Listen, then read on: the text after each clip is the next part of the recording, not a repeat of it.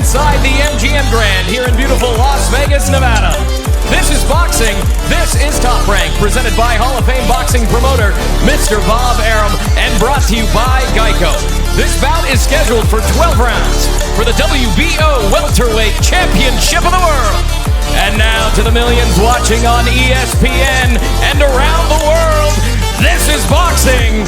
This is Top Rank, and this is the main event! Our judges at ringside, Dave Moretti, Patricia Morris-Jarman, and Benoit Roussel. And the man in charge at the sound of the bell, Mr. Tony Weeks. Introducing first out of the blue corner. He weighed in at 147 pounds, wearing white trunks with red and blue trim. He brings a record of 39 wins, only 2 defeats, 27 of those victories coming by way of knockout. The former welterweight world champion from Sheffield, England, the special one, Kell Brook!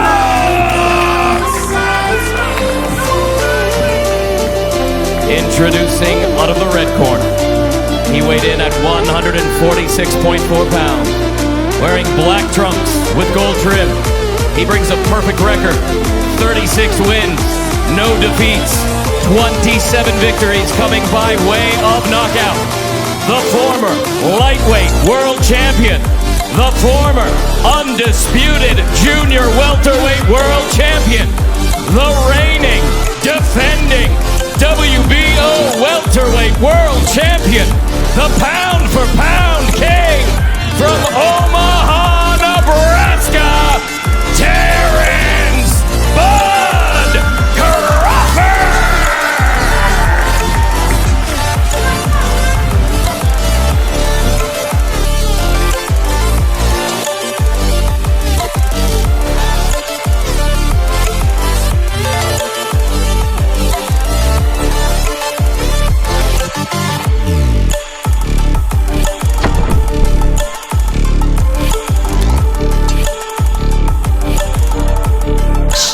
The business of boxing, as he would simply tell you, the constant haters, those who try to debase his credentials, questioning who has he really fought instead of looking at how he fights, what it looks like. Round number 1, and Dre, I offer you this. Among all the analysis of what could happen in this fight that gives Kell Brook hope is that Bud Crawford at times has been a slow starter. In fact, Dre, the fight we did against Egis Kavyaskis, Egis outlanded Crawford total punches over the course of the first 3 rounds. What should be Brook's approach early on? Well, he can't get reckless, but he needs to start fast, start picking up that jab. I think Brook is realizing right now, and I don't think he can outthink Crawford.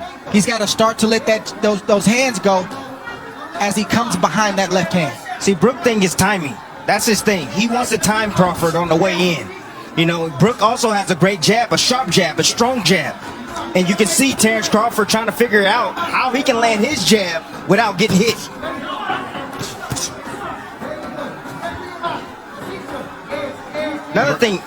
Another thing, Crawford typically comes out in the southpaw stance, but he came out in the right-handed stance, probably to confuse Kell Brook.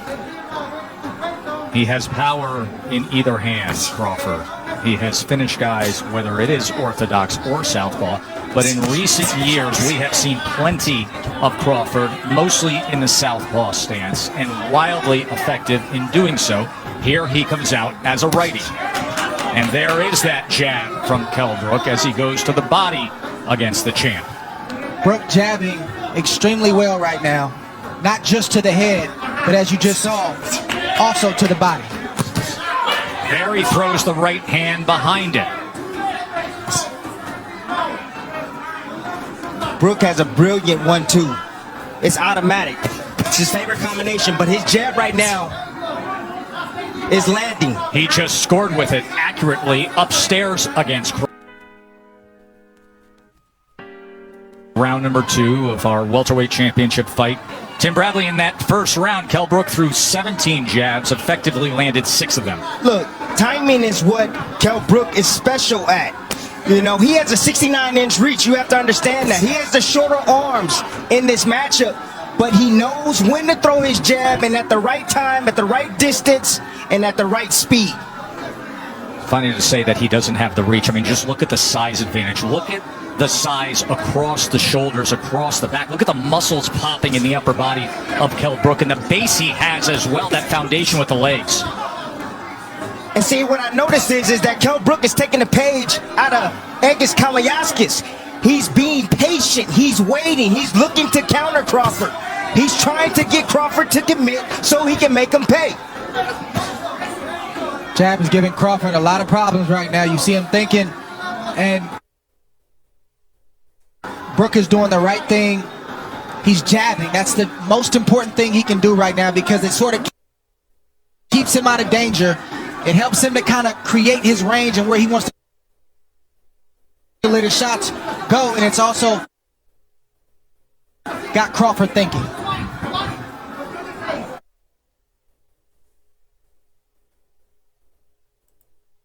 This fight happened in May of 2017. That was the last time Brook fought at this 147-pound limit. He was fighting brilliantly, and then Spence got to him with the power and scored an 11th round TKO with a broken left orbital bone suffered. You also want to see how Brook takes the shots of Crawford as he starts to land clean, flush shots.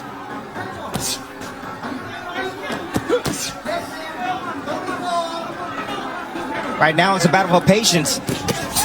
Neither fighter can afford to make a mistake, and as you see, Brook stepped in just a tad bit, and Terrence had combinations waiting on him. Just fired off a right uppercut, did Kell Brook. Brook has every punch in his arsenal. He has a strong left hook. He also has a straight right hand and a beautiful uppercut. And as you can see, his jab is giving Terrence Crawford problems, and Terrence goes southpaw. Crawford switches for one of two reasons. Either he sees something or what he was doing in the right-handed stance wasn't working. What do you suspect here, Dre? I think the latter is true. The right-handed stance wasn't working, and he wants to see if he can get something going from the left-handed stance. Stop. No. And a 2 in Vegas.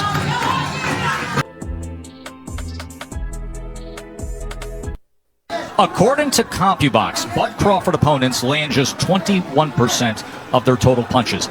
That is number 1 in the world among welterweights. So far tonight, Kell Brook is landing 36% of his punches against Terrence Crawford.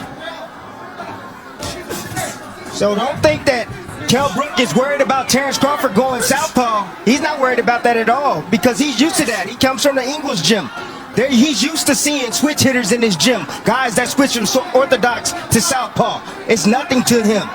You mentioned the Ingle gym. That is the veteran British trainer Dominic Ingle, who has trained Kell Brook since the start of his career. But Ingle opted out of this world title fight due to COVID concerns because Kell Brook trains in the Canary Islands for training camp. Ingle did not want to travel and then have to quarantine nor come to the United States. So instead, Carlos Formento is the trainer in the corner of Kell Brook. First time they've ever worked together. I'll tell you one thing that the southpaw stance has done. It's taken the jab away from Kell Brook. You see he's not landing his jab consistently anymore. Well, when Crawford turns southpaw, he's not even throwing. That's what happens. That's what turning southpaw does. But it does allow you to land a right hand like Brook just landed on Crawford right now. The right hand can be the best weapon against a southpaw. And of course, when he is in that lefty stance, you will see that right hand of Bud Crawford, as it is right now, hanging right over the front of Kell Brook. Listen, Crawford has the reach advantage, but he's going to have to close the distance on Kell Brook. He told us in the build-up to this fight that Brook can't fight mid-range and in close. Right now, Brook is winning the battle from the outside. Crawford's got to slowly start to close that space. There's that right lead again from Kell Brook. Minute to go here in round 3. Pretty good start for the challenger, the former IBF welterweight champion. The guy who says he's rejuvenated. 3 fights since he lost the welterweight championship to Errol Spence. That's how Errol Spence had success against Brook. He closed the distance and started to bully Kell Brook. He started to fight him in close. Brook fought back valiantly, but he really didn't have any answers for that. See Crawford having his moments there. I see some swelling already. Some swelling already on the right eye of Terrence Crawford in the right hand, right down the middle that just lands for Kell Brook. And there's a right hand from Crawford. Way to answer that right hand.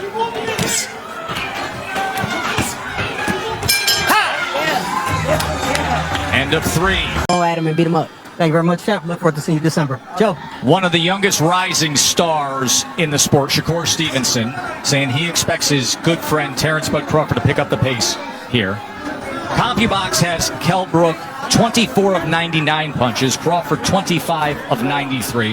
Shakur Stevenson will fight December 12th in this ring against Toka Khan Cleary. Shakur, the recent featherweight champion, now contending at 130 pounds, looking for a showdown for a belt here. Round number 4. Crawford has to continue to get his lead foot outside the lead foot of Brook to have success with his offense. That will put him in a safe position to let his combinations go. Beautiful right hand. And the champ gets to him. Just like that. Terrence Bud Crawford hits the gas. 7. Hey, come to me.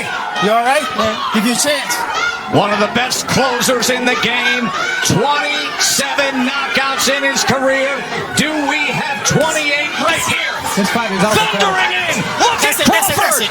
Vicious attack to close it. No.